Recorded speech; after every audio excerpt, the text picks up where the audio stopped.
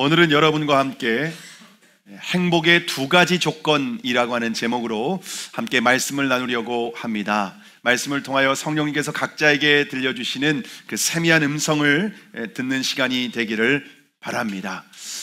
여러분은 혹시 행복하십니까?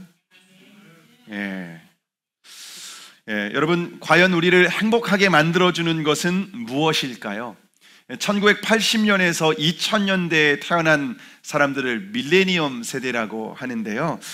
그런 사람들에게 당신에게 인생에서 가장 중요한 목표가 무엇입니까? 라고 물었습니다. 그들 중에 80% 이상은 부자가 되고 싶다고 말했고, 그 중에 50%는 유명해지는 것이라고 대답을 했습니다. 그래서 사람들이 행복해지기 위해서 더 많은 돈을 벌고 또 행복해지기 위해서 더 유명해지려고 노력을 하고 있는 거죠. 그런데 부와 명예 그리고 더 높은 자리에 올라가면 우리가 과연 행복할까요? 하버드 대학교의 성인 발달 연구팀에서 우리의 삶을 행복하게 만드는 것은 과연 무엇인가 이렇게 연구를 하기 시작했는데요. 이 연구는 1938년부터 85년간 724명의 인생을 추적하면서 연구를 했습니다. 아마도 최장기간의 연구가 아닐까 생각이 드는데요.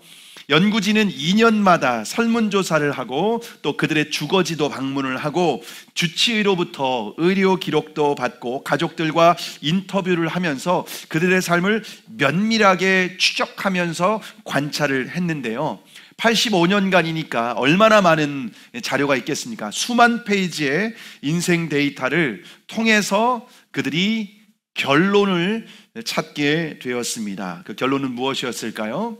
이 연구에 참여했던 로버트 월링어 교수는요, 인생의 행복은 부나 명예에 있지 않고 관계가 좋은 사람이 행복하다는 결과를 얻고 세계적인 강연 테드에서 발표를 했습니다. 조금 더 구체적으로 말씀을 드리면 행복은 가족이나 친구 그리고 공동체에서 사회적 연결이 긴밀할수록 행복할 뿐만 아니라 신체적으로도 건강하고 오래 산다라고 하는 결론을 얻게 되었습니다. 여러분이 행복하다면은요, 관계가 아주 긴밀하고 친밀한 관계를 누리고 있다는 거죠. 만약 여러분이 행복하지 못하다면은 관계가 어딘가에 막히고 문제가 있다는 겁니다. 오늘 본문에 보시면 1절에 보시면 복 있는 사람에 대해서 소개하고 있는데요. 히브리어로 복이라고 하는 단어는 두 가지가 대표적으로 쓰이고 있는데요. 첫 번째는 바라크, 두 번째는 아쉬레이라고 하는 단어가 있습니다. 이 바라크라고 하는 이 복은요, 우리말로 말하면은 축복이라고 이해할 수가 있습니다. 이 바라크의 복은요, 다른 사람과 비교했을 때 우리가 어떤 특별히 더 나은 것이라든가 더 우리가 우월한 것이 없는데 일방적으로 주어지는 복을 바로 바라크의 복이라고 합니다. 우리가 세상 사람들보다 더 의롭지도 않고 더 낫지도 않은데 예수 그리스도를 믿으면 바라크의 복을 받습니다. 다시 말하면 우리가 예수 그리스도를 믿으면 우리의 행위와 상관이 없이 영생을 얻게 되고 하나님의 자녀가 되는 줄을 믿으시기를 바랍니다. 그래서 우리는 이것을 뭐라고 부르죠? 은혜라고 하죠. 은혜. 그런데 오늘 본문에서 말하는 이 복은 바라크가 아니라 아쉬레이라고 하는 단어가 사용되고 있습니다. 아쉬레이라고 하는 단어를 우리말로 하면은 행복입니다. 행복. 근데 이 아쉬레이, 행복은요, 어떤 특정한 행동을 할 때에 허락되는 복이 바로 이 아쉬레이의 복입니다. 자, 그러면 누가 이 행복을 누리게 될까요? 결론적으로 말씀을 드리면 하나님과 친밀한 관계 가운데 있을 때에 우리가 행복을 누리게 된다는 겁니다. 로버트 웰링어 교수가 발표한 자료에도 친밀한 관계, 사람과의 친밀한 관계를 누릴 때 행복하다라고 했는데 성경에서는 그 대상이 하나님이라고 말하고 있는 겁니다. 우리가 예수님을 믿어도 하나님과 친밀한 관계를 누리지 못하면 행복을 누릴 수 없다는 거예요. 여러분 행복하십니까? 여러분은 가족과 주변의 사람들로부터 당신은 정말 행복한 사람입니다 라고 하는 말을 듣습니까? 아니면 지리도 복도 없는 사람이라는 말을 듣고 계십니까? 만약 여러분이 행복을 누리지 못한다면 심각한 문제입니다. 왜냐하면 하나님은 우리가 예수 그리스도 안에서 모든 복을 누릴 수 있는 조건을 다 주셨기 때문에 그렇습니다.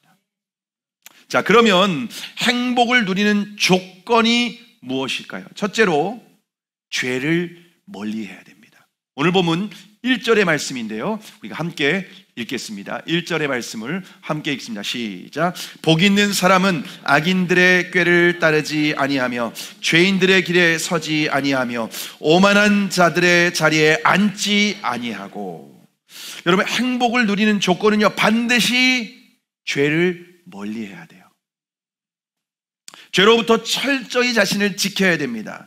그래서 악인들의 꾀를 따르지 않아야 됩니다. 죄인들의 길에 서지도 않아야 됩니다. 오만한 자의 자리에도 앉지 않아야 됩니다. 왜냐하면 하나님은 거룩하신 분이시기 때문에 죄를 미워하십니다. 우리가 하나님과 친밀한 교제를 나누려면 반드시 죄로부터 자신을 거룩하게 구별해야 됩니다. 죄와 결별하고 끊어내야 됩니다. 만약 죄가 우리를 찾아와서 유혹을 하면은 거부해야 됩니다. 죄와 피 흘리기까지 싸워야 됩니다. 죄를 미워하고 끊어내는 만큼 하나님과 친밀하게 교제를 누리게 되고 그만큼 우리가 행복을 누리게 되는 겁니다. 그런데 우리가 예수님을 믿고 구원을 받았지만 여전히 죄가 매력적으로 보일 때가 있습니다. 왜냐하면 우리는 여전히 죄의 본성이 남아있기 때문에 그렇습니다. 주님을 사랑하고 친밀하게 교제했던 사도 바울도 자신 안에 죄의 본성이 남아있다는 것을 고백하고 있습니다. 로마서 7장 21절에 보시면 그러므로 내가 한 법을 깨달았노니 곧 선을 행하기 원하는 나에게 악이 함께 있는 것이로다.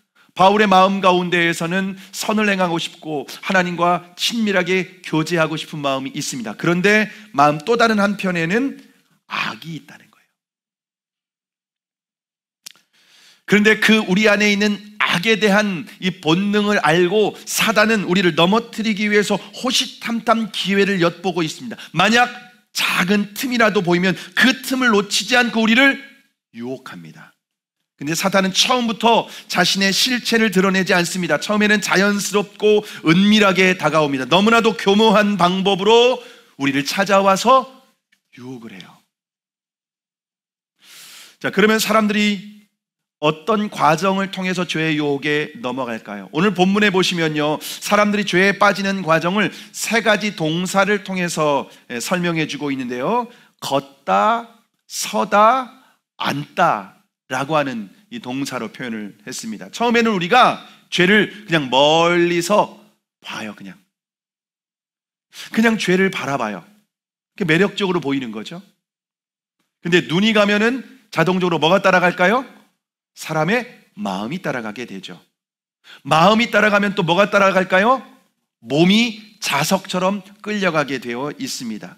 그래서 죄와 함께 서게 됩니다. 그리고 죄와 함께 동행을 하게 돼요. 죄와 함께 동행을 하다 보면 죄를 사랑하게 돼요. 그리고 죄의 자리에 주저앉게 됩니다. 그때는 죄로부터 돌이키려고 해도 결코 쉽지 않습니다. 마치 몸의 일부가 잘려나가는 엄청난 대가를 지불해야 됩니다. 그래서 죄는 언제 잘라내야 될까요? 초장에 잘라내야 됩니다. 싹이 보이면 잘라내야 되는 거예요. 뽑아내야 된다는 거예요. 우리가 눈으로 보고 있는 것이 주님이 기뻐하지 않는 것이라면은 생각을 즉시 차단해야 되는 거예요. 죄가 올라오는데도 방치하게 되면은 잘하는 거예요. 나중에는 뽑으려고 해도 뽑아지지가 않아요. 뿌리가 너무 깊어서 우리의 삶을 송두리째 뒤집어 엎어야 되는 엄청난 대가를 지불하게 되는 겁니다. 그래서 여러분, 이 죄가 있으면요, 아쉬워하지 말고 과감하게 끊어야 돼요. 끊어버리는 만큼 사는 거예요. 작은 죄를 은밀하게 즐기고 허용하다 보면은요, 내 삶 전체라고 하는 이 대가를 지불해야 해야 될 수밖에 없습니다. 여러분, 삼손은요, 성경에 나오는 삼손은 어머니 태중에 있을 때부터 나시린으로 선택받았죠. 나시린은요, 특별히 하나님의 일을 위해서 구별된 사람이었습니다. 그래서 나시린은요, 자신이 구별된 사람이라고 하는 증거로 포도주와 독주를 마시지 말아야 됩니다. 심지어 술의 원료가 되는 포도즙이나 생포도, 건포도, 그리고 포도의 씨, 껍질까지도 먹어서는 안 됩니다. 그리고 자신을 거룩하게 지키고 보호해야 되기 때문에 나시린은요, 머리털을 밀면 안 됩니다. 머리에 칼을, 삭도를 대면은 안 됩니다. 장발로 길러야 됩니다. 뿐만 아니라 나시린은 몸을 거룩하게 해야 되기 때문에 짐승의 시체에 가까이 가서도 안 돼요. 심지어 부모님이나 형제가 죽어도 그 장례식에도 참여하지 말라고 합니다. 그 정도로 자신을 철저하게 거룩하게 지켜야 되는 게 나시린의 규례입니다. 그런데 만약 이렇게 철저하게 지키면은 하나님께서 주시는 초자연적인 능력으로 산다는 거예요. 그래서 삼손은요, 하나님께서 주시는 능력이 마치 헐크처럼요, 강력한 초자연적인 힘이 있었어요. 그래서 사자도 맨손으로 다 찢어서 죽일 정도로 강력한 능력이 삼손에게 있었습니다. 그런데 삼손에게 약점이 있었는데 누군가는 바로 여자였어요. 여자에 약한 것이 사람이 삼손이었습니다. 그래서 사사기 14장 1절에 보시면요, 삼손이 딥나에 내려가서 거기서 블레셋 사람의 딸들 중에서 한 여자를 보고라고 말씀하고 있습니다. 삼손은 하나님의 백성입니다. 그런데 이방 여인, 블레셋, 이방 신을 섬기고 있는 블레셋의 딸들 중에 한 여자를 눈으로 본 거예요. 그런데 하나님을 섬기지 않는 이방 여인을 보면은 거부하고 돌이켜야 되는데 자신의 본능을 따라가게 됩니다. 그리고 사사기 16장 1절에 보시면 삼손이 가사에 가서 거기서 한 기생을 보고 그에게로 들어갔더니, 이 가사는 블레셋에 속한 마을이거든요. 이제는 블레셋으로 들어가서요, 그 가사, 블레셋 가사에 있는 한 창녀, 그 집으로 보고 이제 들어갑니다. 처음에는 봤어요. 근데 보니까 마음이 끌려가니까 몸이 가게 되고, 몸이 가니까 결국 창녀의 집에 들어갑니다. 그리고 사사기 16장 4절에 보시면 이후에 삼손이 소랫골짜기에 들릴라라 이름하는 여인을 사랑하매라고 말씀하고 있습니다. 여러분, 삼손이 보고 따라가고 들어가고 결국 사랑하게 됩니다. 그래서 삼손은 들릴라라고 하는 여인을 사랑해서 결국 자신의 비밀을, 나시린의 비밀을, 힘의 근원을 드러내게 됩니다. 결국 원수들이 그 사실을 알고 삼손의 머리털을 다 밀게 되죠. 어떻게 되죠? 하나님의 임재가 떠나게 됩니다. 하나님의 임재가 떠나가니까 능력이 다 사라지게 되죠. 힘이 다 사라지게 됩니다. 그리고 삼손은 블레셋에 이제 끌려가서 비참한 노예가 됩니다. 블레셋 사람들이 삼손을 두 눈을 뽑아버리고요, 그리고 쇠사슬로 묶어서 감옥에 가두고 연자맷돌을 돌리게 합니다. 이 연자맷돌은 그 당시에 짐승이 하는 일이었습니다. 그러니까 삼손이 짐승 취급을 받고 있는 거예요, 원수들에게. 여러분, 죄의 유혹에 넘어가면 인생이 하루아침에 이렇게 몰락해버리는 거예요. 가장 영광스러운 사람이 가장 비참한 인생이 되어버렸습니다. 우리가 아무리 예수님을 믿고 있다고 할지라도 죄에 이렇게 끌려가게 될 때에 죄를 보고 따라가고 들어가고 사랑하고 연합하게 될 때에 비참하게 되는 거예요. 삼손의 모습은 우리 그리스도인의 모습을 보여주고 있는 거죠. 구원받았지만 하나님의 자녀라고 하지만 죄를 사랑하고 따라갈 때 하나님의 임재가 떠나가고 죄의 종노릇하게 되는 겁니다. 성령의 강력한 초자연적인 능력이 다 사라지게 되는 겁니다. 그러면 하나님의 은혜와 복을 누리지 못하게 되는 겁니다. 하나님이 주시는 행복, 은혜, 축복을 하나도 누리지 못해요. 죄와 사탄의 종노릇하는 아주 비참한 존재가 돼요. 눈이 뽑혀서 분별도 못하고 보지도 못하고 깨닫지도 못하고 듣지도 못하고 죄에 아주 비참하게 되는. 그래서 여러분, 죄는 결코 우리를 행복하게 해줄 수 없다라고 하는 깨닫고 처음부터 단호하게 끊어야 되는 줄을 믿으시기를 바랍니다.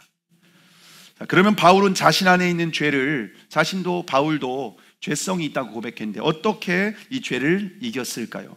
로마서 6장 10절과 11절에 보시면 그가 죽으심은 죄에 대하여 단번에 죽으시며 그가 살아계심은 하나님께 대하여 살아계심이니 이와 같이 너희도 너희 자신을 죄에 대하여는 죽은 자요 그리스도 예수 안에서 하나님께 대하여는 살아있는 자로 여길지어다.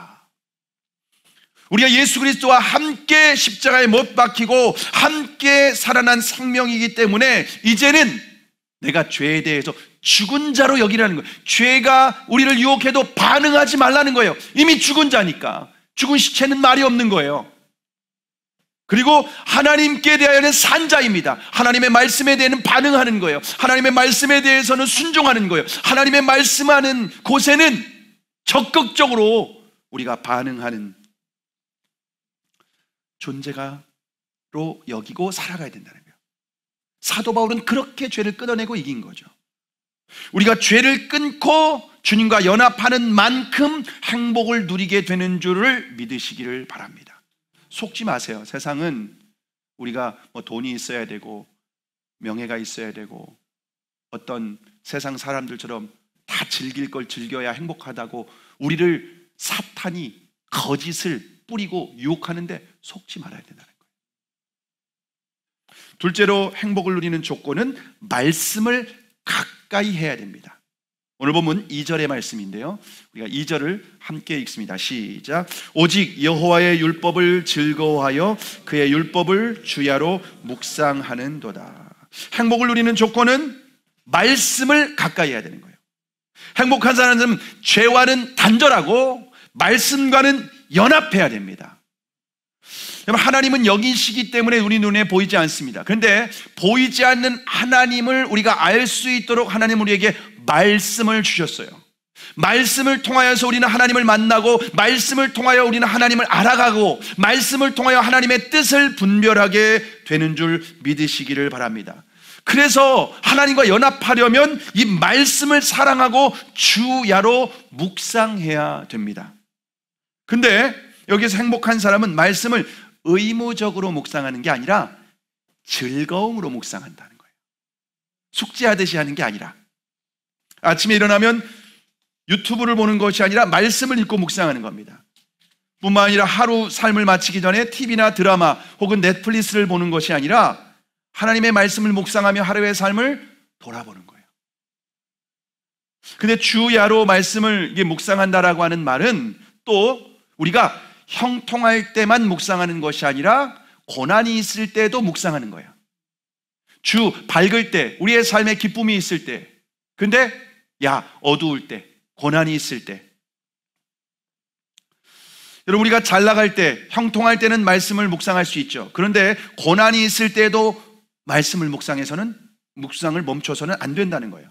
그건 하나님의 말씀을 주야로 묵상하는 것이 아닙니다. 어떤 상황에서도 어떤 환경에서도 휘둘리는 것이 아니라 하나님의 말씀을 고정해서 붙드는 거예요. 하나님의 말씀이 지난주의 말씀대로 하면 상수가 되는 거예요. 어떤 상황과 환경에서도 이 말씀을 붙드는 거예요. 제가 우리들 교회 김양재 목사님이 큐티로 유명하지 않습니까? 그래서 거기 이제 목회자 세미나에 참석한 적이 있는데 이분이 이제 말씀 묵상을 어떻게 했는지를 들어보니까 이분이 이제 말씀을 묵상하는 과정 가운데 남편이 의사였는데 갑자기 돌아가시게 됐어요. 갑자기 거의 한 하루 이틀 만에 갑자기 이렇게 돌아가시게 됐습니다. 그래서 그 당시에는 장례식장이 아니라 이렇게 아파트에서 살았는데 거기에서 이제 장례식을 치르게 되었습니다. 그러면 이제 관을 이제 방에다 모시고 이제 미망인으로서 이렇게 조문객들을 맞이하게 되지 않습니까? 근데 밤이 되면은 이제 다 사람들이 이제 돌아가게 되고 그렇게 하는데 남편이 돌아가셨는데 그 남편 관 앞에 두고 말씀을 펴서 큐티를 했답니다. 여러분 이게 상수로 붙는 거예요. 우리의 삶에 어떤 변수가 있어도 하나님의 말씀을 읽는 거죠. 묵상하는 거죠. 여러분, 그래서 50에 소명받고 신학교를 갔는데, 50에 아줌마가 신학교를 갔는데 지금 한국교회에서 가장 큰 교회, 영향력 있는 교회로 쓰임받고 있습니다. 여러분, 하나님의 말씀이 이처럼 능력이 있는데 그 말씀을 얼마나 우리가 가까이 하고 어떤 상황에서도 그 말씀을 우리가 붙드는가, 여러분, 이것이 중요하다는 겁니다. 근데 여기에서 또 말씀을 묵상한다라고 하는 말은 히브리어로 하가라고 하는 단어가 있는데요, 우리는 묵상이라고 하면 어떻게 합니까? 한 절 읽고 눈을 감고 생각하고, 한 절 읽고 눈을 감고 생각하는 거로 생각합니다. 그래서 어떻게 되죠? 졸게 되죠. 말씀 묵상하다 다 수면으로 취합니다. 근데 여기에서 히브리어로 하가라고 하는 단어는 나지막한 목소리로 읊조리는 것을 말하는 거예요. 눈을 뜨고 입으로 소리를 내면서 읽는 거예요. 지금 우리가 그 카톡방에 지금 성경 통독을 한 35명이 우리 성도들이 참여해서 하루에 한 장씩 말씀을 녹음을 해서 카톡에 올리고 있습니다. 거의 대부분 하루도 안 빠지고 다 이렇게 통독을 낭독을 하고 있는데요, 여러분, 그게 하가예요. 입으로 읊조리면서 읽는 게 묵상이라는 거예요. 이게 성경적인 묵상이라고 하는 겁니다. 근데 꼭 그렇게 하면은 꼭 입으로 소리 내야 되나요? 이렇게 묻는 분들이 있어요. 근데 영적인 거장들은요, 하나님의 말씀을 소리내서 읽었습니다. 마틴 루터가 이런 말을 했습니다. 내가 어른이고 신학 박사이고 교수인데 나는 여전히 성경을 읽을 때 또박또박 소리내서 읽는다 라고 했습니다.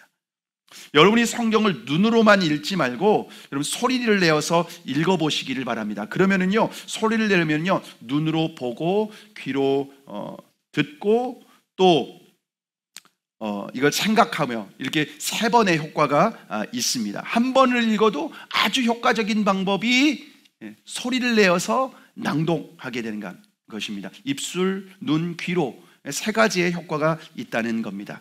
자, 그러면 낭독할 때 우리의 뇌에서 어떤 일이 벌어질까요? 왜 낭독을 이렇게 소리를 내어서 할까요? 마이클 퍼거슨 박사가 종교인들이 기도하거나 성경을 읽는 것과 같은 영적인 활동을 할 때에 뇌에서 어떤 반응이 있는지 스캔을 하고 연구를 했답니다. 수많은 연구와 관찰 끝에 기도를 하거나 성경을 읽을 때에는 뇌가 활성화되고 크게 반응이 있다는 결과를 발표했습니다. 여러분, 뇌가 활성화된다는 것은요, 머리에서 도파민이 쭉쭉 뻗어나간다는 거예요. 도파민. 여러분, 도파민은 어떤 거죠? 기쁨의 호르몬이에요. 기쁨이 쭉쭉 뻗어나가는 겁니다. 언제? 성경을 읽을 때 뻗어나가는 거예요. 그럼 우리의 마음 가운데 있는 부정적인 감정, 우울한 생각, 이런 것들이 청소가 되는 거예요. 물로 쫙쫙 뿌려져서 그 쓰레기를 청소하듯이 기쁨의 호르몬이 그 모든 부정적이고 더러운 것들을 다 청소를 하게 되는 겁니다. 뿐만 아니라 성경을 낭독할 때 뇌 전체가 반응을 해서 시각, 청각, 이해가 작용을 하게 됩니다. 그러면은 지식과 경험이 정리가 되고 통합적인 사고를 하게 돼요. 그래서 어떤 통찰력을 얻게 된다는 거예요. 그래서 성경을 읽으면 집중력이 향상되고 행복해진다는 거예요. 제가 목회자로 소명을 받고 나서 2001년도 아마 그 겨울 초 였었는데, 그때 이제 제가 영어 영성 세미나에 참석을 했는데, 파워학습법이라고 하는 책을 쓰신 이한수 목사님이 세미나를 인도하시는 겁니다.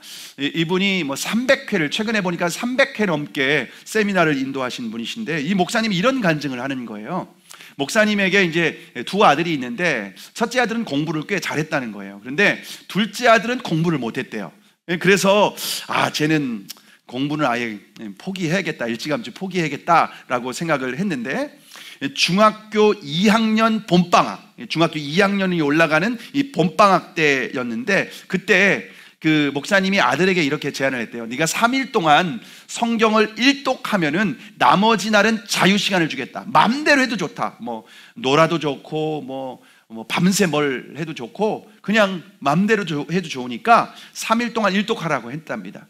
근데 뭐 책을 안 읽었던 애가 책을 읽는데 3일 동안 못 끝냈대요. 근데 하루만 더 달라고 하면서 4일 만에 끝냈답니다. 그리고 이제 중학교 2학년 여름방학이 되었습니다. 여름방학에도 조건을 똑같이 제시한 겁니다. 3일 동안 성경을 일독하면은 나머지 모든 기간 네 맘대로 해.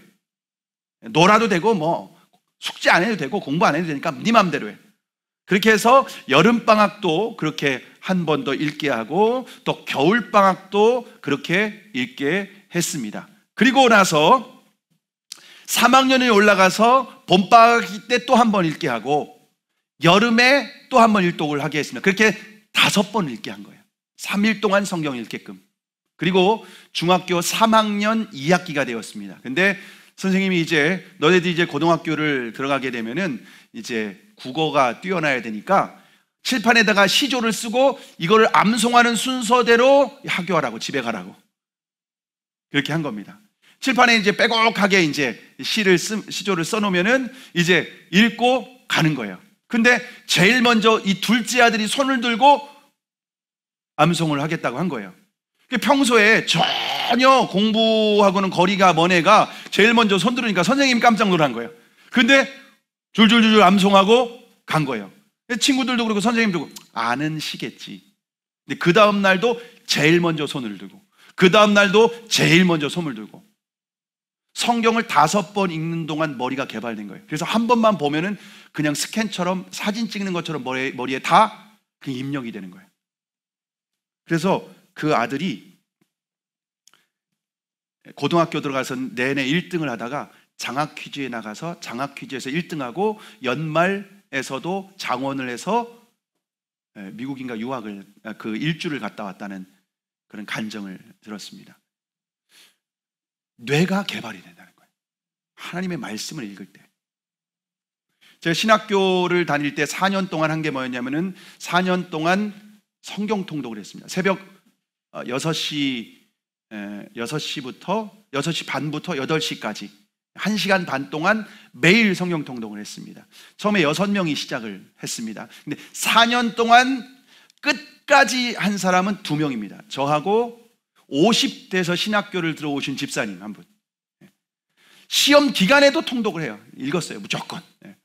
무슨 일이 있어도 성경을 읽는 거예요. 심지어 새벽 예배를 빠지는 일이 있어도 성경 통독은 갑니다. 그렇게 4년을 했습니다.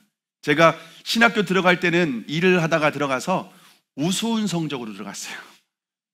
근데 졸업할 때는 우수한 성적으로 졸업한 줄 믿어주시길 바랍니다. 하나님이 지혜를 주시고 이렇게 사역할 수 있도록 머리를 개발해 주신 것 같아요. 여러분 그 외에도 많이 있죠.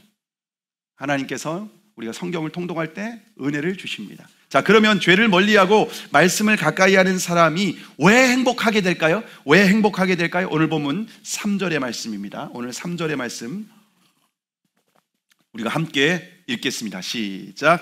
그는 시냇가에 심은 나무가 철을 따라 열매를 맺으며 그 잎사귀가 마르지 아니함 같으니 그가 하는 모든 일이 다 형통하리로다. 여러분 죄를 멀리하고 말씀을 가까이 하는 사람을 나무로 비유하고 있어요. 나무로. 시냇가에 심겨진 나무라고 하면서 나무로 비유하고 있는데요, 구약 성경에서 나무는 의인을 상징합니다. 의인을 상징해요. 시편 92편 12절과 13절에 보시면 의인은 종려나무같이 번성하여 레바논의 백향목같이 성장하리로다. 이는 여호와의 집에 심겼음이요 우리 하나님의 뜰 안에서 번성하리로다. 여러분 의인은요 종려나무같이 번성하고 백향목같이 성장한다는 거예요. 여러분 백향목은 성전을 건축하는 재료입니다. 우리가 죄를 멀리하고 말씀을 가까이 하면 하나님이 임재하시는 하나님의 집 성전이 되는 줄 믿으시기를 바랍니다. 여러분 성전에서는 그러면 무엇이 흐를까요? 에스겔 47장 1절에 보시면 그가 나를 데리고 성전문에 이르니 성전의 앞면이 동쪽을 향하였는데 그 문지방 밑에서 물이 나와 동쪽으로 흐르다가 성전 오른쪽 제단 남쪽으로 흘러내리로다. 여러분 성전 문지방에서 생수가 흘러나온다는 거예요. 근데 성전에서 흐르는 이 생수가 닿는 곳에서는요, 죽은 것이 살아나는 역사가, 기적이 일어납니다. 그 물이 흘러서 결국 강물이 되고요, 그 강물 좌우편에는 나무가 자라게 됩니다. 그리고 그 나무에서는 각종 열매가 끊어지지 않고요, 각종 열매를 거두게 된다는 거예요. 철을 따라 계속 다양한 열매를 풍성하게 거두게 된다는 겁니다. 그리고 나무에 있는 그 잎사귀로는요, 사람을 치료하는 약재료가 된다는 거예요. 그리고 심지어 그 물이 바다로 흘러가니까 죽은 바다가 살아나요. 그리고 죽었던 물고기들이 살아나고 바다의 생물들이 다 살아나는 역사가 일어났다고 에스겔 47장에서 말하고 있습니다. 결국 우리가 죄를 멀리하고 말씀을 가까이 하는 사람은 시냇가에 심기어진 나무와 같이 철을 따라서 열매를 맺고 하는 모든 일이 형통하다 라고 말씀하고 있습니다. 왜냐? 하나님이 임재하시니까. 이런 일이 있다는 겁니다.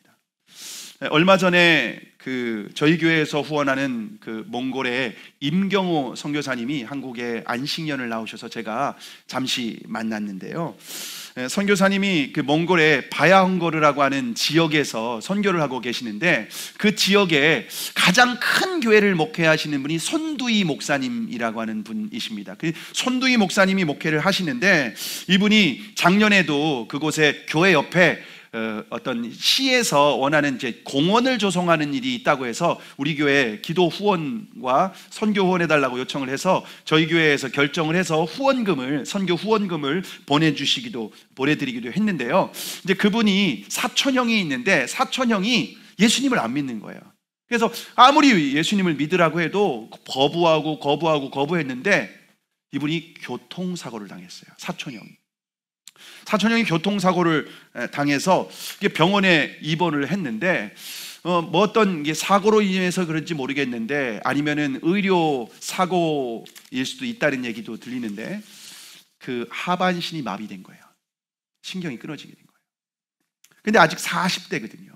아주 젊은 나이에 하반신 마비가 된 상황에서 얼마나 절망적이겠습니까?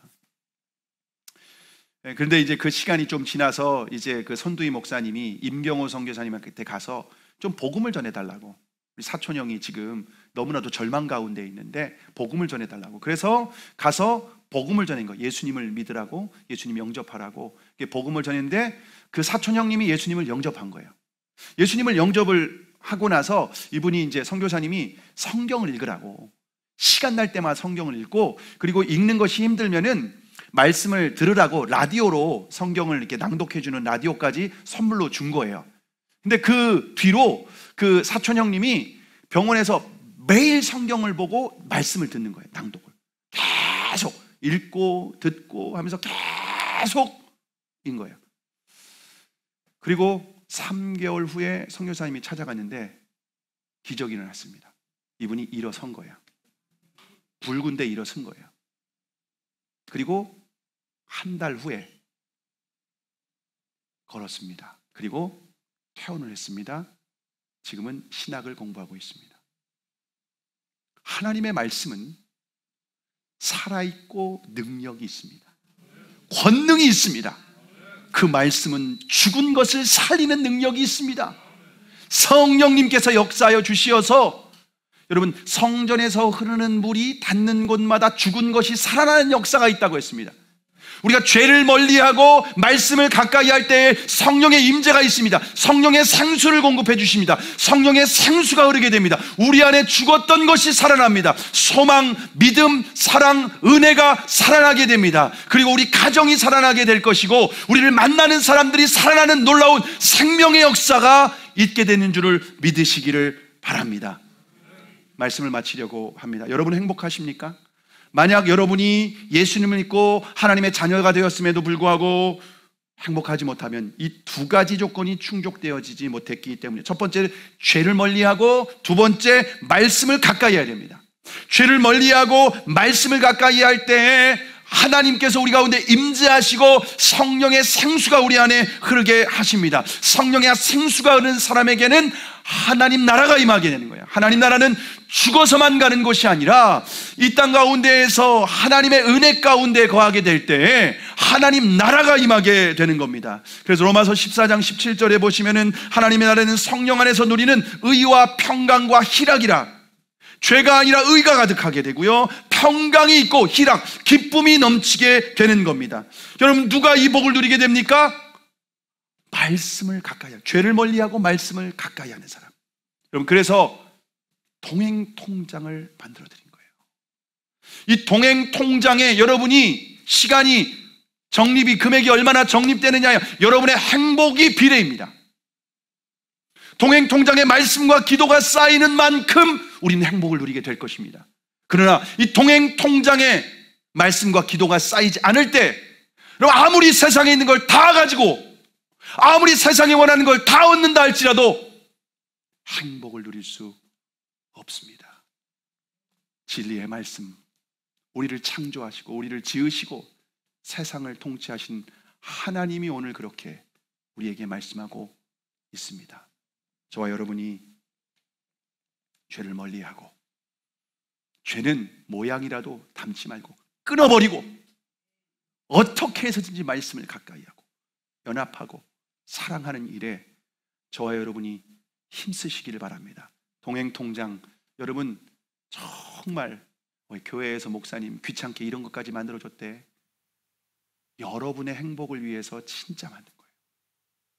여러분 정말 이거 직접 실천하고 순종해 보시기 바랍니다. 하나님께서 여러분의 삶에 하나님 나라가 임하는 그 은혜를 허락하실 줄로 믿습니다.